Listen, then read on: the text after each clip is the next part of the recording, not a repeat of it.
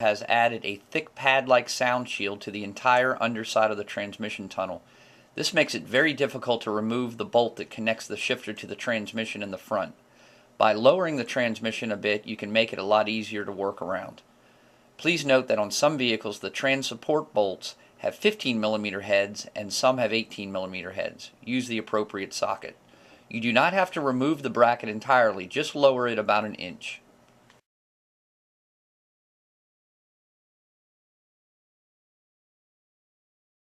Now you are ready to disconnect the linkage arm that connects the transmission to the shifter. Using either a 13mm ratcheting box wrench or 13mm socket, remove the lock nut as shown. Make sure you do not lose this lock nut, as it will be reused when you install the MGW shifter. Push the linkage arm out of the center shaft on the shifter as shown and just let it hang down out of the way.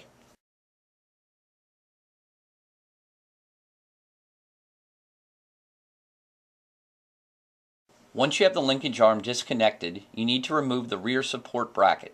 You will need a deep well 10mm socket for this step, as the studs that hold the bracket on are fairly long. Make sure you keep the two nuts you removed at this step, as they will also be reused. Once the nuts are removed, pull down on the rear bracket as shown. Note that on one side of the vehicle, the factory has a panel type nut on one of the studs to hold the bracket in place when they install the shifter during the assembly process at the plant. Reach up and squeeze the fastener while pulling down on the bracket to remove.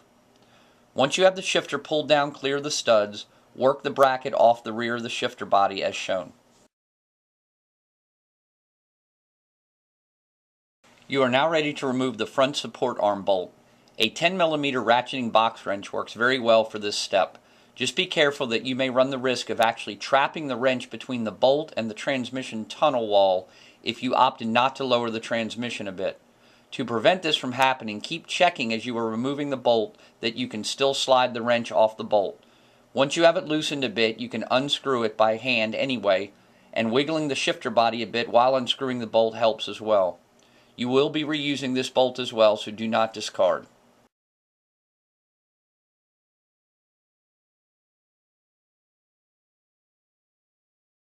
Once the front bolt is removed, the stock shifter is ready to be removed from the vehicle.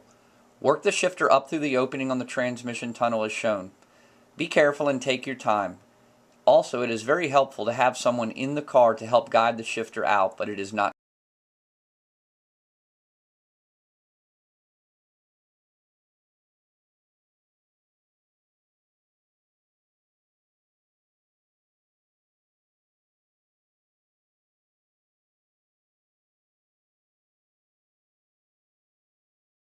The MGW shifter kit includes both a stainless heavy lock washer and Loctite for the front support arm bolt. It is very critical that you work this bolt in at least 5 or 6 turns by hand prior to using any wrench to avoid the risk of getting the bolt cross-threaded. As in removing this bolt, if you wiggle the shifter body a bit while turning the bolt, it will go in a lot easier. You can fully seat this bolt and tighten it at this point, as it will still rotate easily.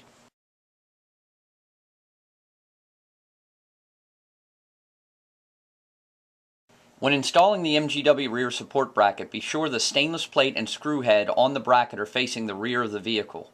Slide the bracket onto the pins on the shifter body and then slide the shifter up and onto the 2 studs on the vehicle. The MGW kit provides both a large fender washer and lock washer for each nut. Put the fender washer on first, then the lock washer. You may also want to put some of the supplied Loctite on the 2 nuts prior to seating them in place, using the 10mm deep well socket once again. Note, be very careful with these fasteners. It is very possible to strip them, or worse, actually snap off one of the studs from the vehicle if you try to over-tighten these nuts too hard. Do not use any more than wrist pressure with a socket when seating them.